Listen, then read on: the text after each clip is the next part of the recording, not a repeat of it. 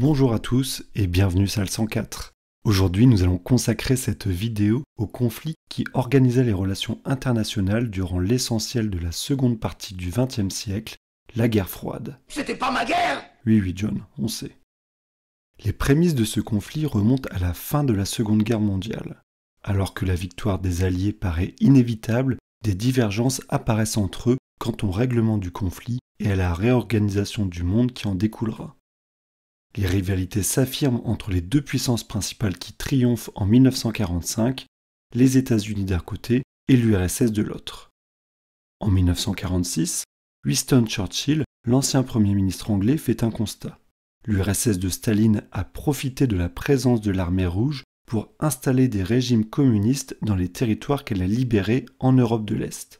From Stettin in the Baltic to Trieste in the Adriatic, an iron curtain has descended across the continent. En 1947, le monde se divise alors petit à petit en deux camps derrière l'URSS ou les États-Unis. Les historiens parlent de bipolarisation, la guerre froide débute.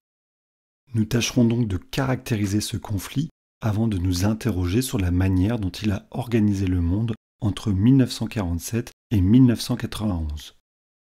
Dans un premier temps, revenons sur les spécificités de la guerre froide. La bipolarisation du monde durant la guerre froide illustre la caractéristique principale de ce conflit. C'est une guerre avant tout idéologique où chaque camp cherche à défendre, à imposer sa vision du monde et à lui rallier le plus de pays possible. On parle alors de blocs de l'Ouest et de blocs de l'Est par rapport à leur position vis-à-vis du rideau de fer.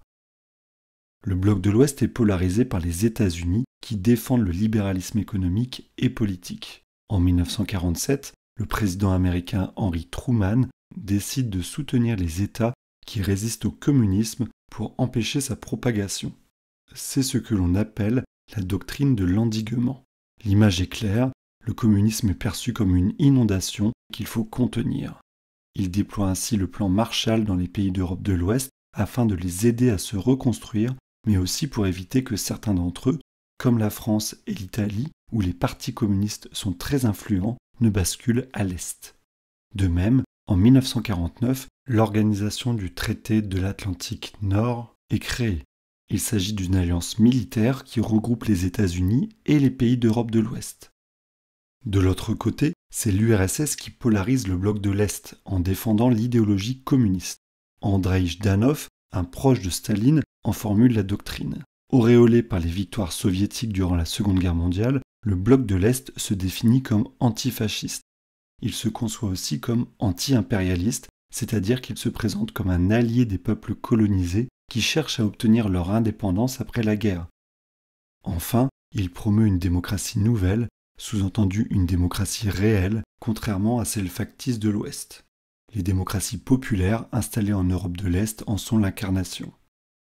En 1949, le Conseil d'assistance économique mutuelle est mis en place pour renforcer les liens économiques entre les pays du bloc de l'Est, tandis qu'en 1955, le pacte de Varsovie, une alliance militaire, est instauré pour répondre à la création de l'OTAN. Conscients de leur puissance réciproque, les États-Unis et l'URSS ne s'affrontèrent qu'indirectement durant le conflit, via des pays tiers, le sport, la science, la culture et surtout la propagande. C'est pour cela que l'on parle de guerre froide. Quoi qu'il en soit, les tensions accumulées générèrent différentes crises internationales, faisant planer le risque d'une guerre ouverte. C'est au plus significatif d'entre elles que nous allons consacrer notre seconde partie. Deux de ces grandes crises ont eu pour théâtre le même espace, Berlin. À bien des égards, cette ville fut l'un des symboles du conflit. Ainsi, dès 1948, la première grande crise y éclate en lien avec la situation de l'Allemagne depuis la fin de la Seconde Guerre mondiale. Le pays était divisé en 4 zones d'occupation contrôlées par les Soviétiques à l'Est, les Britanniques, les Américains et les Français à l'Ouest. Dans la zone soviétique, l'ancienne capitale du Reich nazi est elle-même divisée en 4 secteurs d'occupation.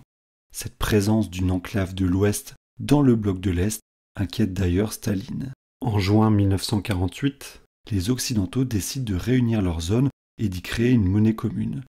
Pour l'URSS, cette initiative est une agression. Staline tente alors un coup de force pour s'emparer de Berlin-Ouest en instaurant un blocus sur les zones occidentales. Les axes ferroviaires, routiers et fluviaux sont coupés. Les Américains et leurs alliés installent alors un pont aérien. Pendant 11 mois, près de 2,5 millions de tonnes de marchandises sont ainsi livrées. Conscient de son échec, Staline lève le blocus le 1er mai 1949. Mais les répercussions de cette crise sont immédiates. La division de l'Allemagne en 2 États distincts est officialisée. La République fédérale allemande rejoint l'Ouest, tandis que la République démocratique allemande intègre le bloc de l'Est. 12 ans plus tard, une seconde crise éclate à Berlin. Dans la nuit du 12 au 13 août 1961, un mur est installé autour de Berlin-Ouest par la RDA soutenue par l'URSS. Officiellement, il s'agit d'une protection antifasciste pour les populations de l'Est. En réalité, cette mesure doit stopper l'émigration massive d'Allemands de l'Est vers l'Ouest. Long de 155 km, équipé de miradors, d'un fossé et de soldats ayant pour ordre de tirer, ce mur devient l'incarnation du rideau de fer. Le président américain John Fitzgerald Kennedy en fait le symbole de l'échec du modèle de l'Est et de la résistance du monde libre. There are some who say that communism is the wave of the future. Let them come to Berlin. La dernière crise que nous aborderons, la crise de Cuba, fut la plus grave du conflit. Cette île des Caraïbes était dirigée par Fidel Castro, proche des soviétiques, suite à une révolution en 1959. Le 14 octobre 1962, un avion espion américain découvre des installations soviétiques sur Cuba capables de lancer des missiles atomiques sur les États-Unis. Dans les jours qui suivent, le président Kennedy lance alors un ultimatum à son homologue soviétique, Nikita Khrouchtchev, qui a succédé à Staline. Il lui interdit de débarquer tout matériel militaire à Cuba et fait savoir que tout missile tiré sur n'importe quel pays du continent américain serait considéré comme une déclaration de guerre contre les États-Unis. La communauté internationale craint une escalade engendrant une nouvelle guerre mondiale doublée d'un conflit atomique. Le 28 octobre, une issue est trouvée. Nikita Khrouchtchev accepte le retrait de sa flotte et le démantèlement de ses installations à condition que les Américains renoncent à s'en prendre à Cuba et démontent à leur tour certaines de leurs bases en Europe et en Turquie. Kennedy accepte. Cette crise est donc l'illustration de l'équilibre de la terreur durant la guerre froide. Les forces de destruction étaient si importantes dans chaque bloc qu'elles dissuadaient d'un affrontement direct qui aurait pu mener à un anéantissement mutuel. À des degrés divers, ces tensions vont perdurer jusqu'à la fin de la guerre froide. Et c'est à ce moment clé que nous consacrerons notre dernière partie. Au milieu des années 1980, épuisés économiquement par la course aux armements, l'URSS et le bloc de l'Est sont traversés par d'importantes difficultés. Le nouveau dirigeant de l'URSS, Mikhaïl Gorbatchev, prend 2 mesures pour y remédier. La glasnost, qui restaure certaines libertés individuelles comme la liberté d'expression, tandis que la perestroïka introduit plus de liberté économique. Différents peuples de l'Est se saisissent de cet assouplissement de l'URSS. Les premiers sont les Polonais, avec la création du premier syndicat non communiste, Solidarność. D'abord interdit, il est autorisé après de grandes grèves et manifestations. L'URSS n'intervient pas. En 1989, le pluralisme politique est rétabli et la Pologne devient le premier pays de l'Est avec un gouvernement non communiste. De même, en 1989, la Hongrie ouvre ses frontières vers l'Autriche. Sous prétexte de vacances, les Allemands de l'Est s'y pressent, passent en Autriche, puis en RFA. Parallèlement, la contestation gonfle en RDA.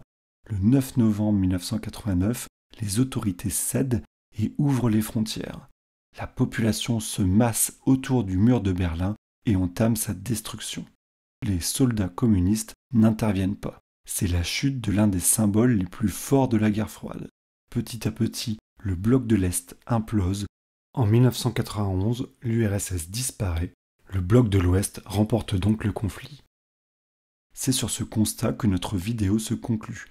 J'espère vous avoir donné les clés de compréhension de ce conflit qui est parfois aujourd'hui invoqué pour analyser les nouveaux rapports de force du monde actuel. Nous nous retrouverons bientôt pour une nouvelle vidéo.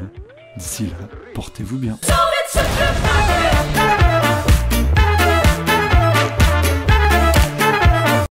Soviet Supreme Party.